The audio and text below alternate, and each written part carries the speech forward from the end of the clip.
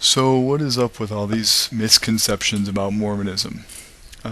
Non-Mormons or anti-Mormons or former Mormons or whatever, the LDS culture wants to label these people will say one thing about Mormon history. Mormons will say another thing about Mormon history. Mormons have these establishments like they have fair and they have farms.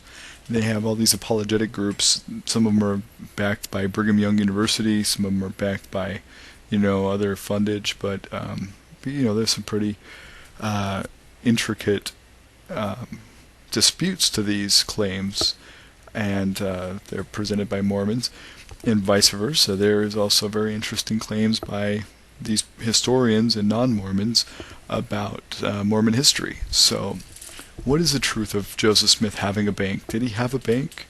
Did he have a legitimate bank? Did he pass out currency? Did any of this really happen or not? Recently on YouTube, a guy told me it didn't happen. He didn't even have a bank. Then I told him about the Kirtland Safety Society that Joseph Smith founded with Sidney Rigdon.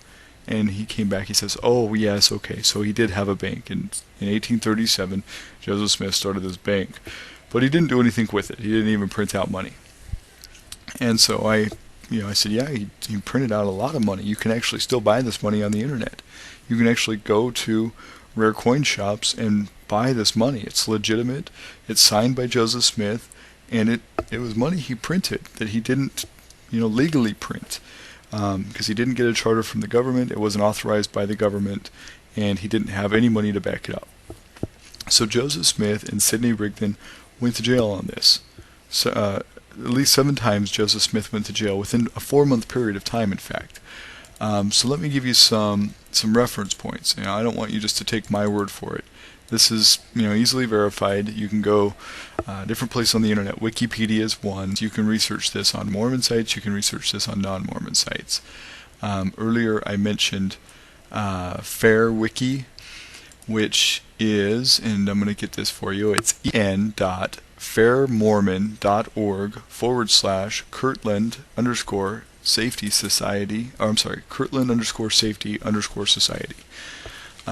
You can also see it at Wikipedia at en.wiki.org/wiki/Kirtland_Safety_Society. And then, like I said, you can go to smithbusters.com, which is www.smithbusters.com/about_Joseph.html. And then there's Utah Lighthouse Ministries, utlm.org /online resources /Joseph Smith's Bank.htm. That one's a great one. utlm.org is a great website, and it has a lot of resources. Probably more resources on Mormonism than you'll find at any Mormon site, pro or con. But you can also go online to rare coin shops, like I said, and find it there. www.rustcoin.com/mormonmoney.asp, and I put a link there. You can check it out, or you can just, like I said, go to Google and type in Mormon money, and you'll find tons of references. You'll find tons of pictures. I mean, this was an obvious factor of Mormon history. It was a pivotal point in Mormon history. This is where Mormons got a lot of their, at least the leaders of Mormonism, got a lot of their capital to fund the Mormon, the Mormon agenda, and to buy land and to start building their, their society.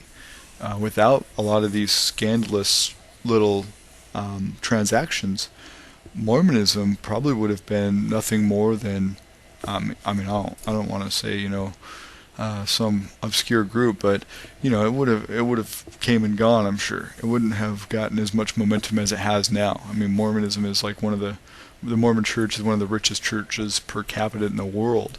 So I think that a lot of their growth had to do with money, and a lot of their money had to do with transactions like this.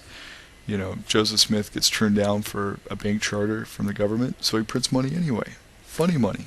So I think that's how it all kind of started, at least how it kind of helped the Mormons and advanced their cause. So I just was challenged by somebody on one of my blogs to defend my position that Joseph Smith actually did have a bank, and so this is it. If you don't believe Joseph Smith had a bank, look at his signature on that money. Look at the signature next to him of his good friend Sidney Rigdon. There's plenty of evidence out there. It's not a hidden fact. I couldn't even believe somebody doubted the fact that Joseph Smith started a bank. For reference, not only did Joseph Smith start a bank, he was the first person in Nauvoo to own a liquor license. Joseph Smith sold liquor. Joseph Smith was drinking liquor the day he was killed. He had the guard of the jail bring him some wine, and Joseph Smith drank it and smoked a pipe. I mean, you don't believe Joseph Smith had some secular ways about him. It doesn't get any more secular than starting a phony bank and passing out funny money. It doesn't get any more secular than sitting around having a smoke and drinking some wine. I mean, come on, starting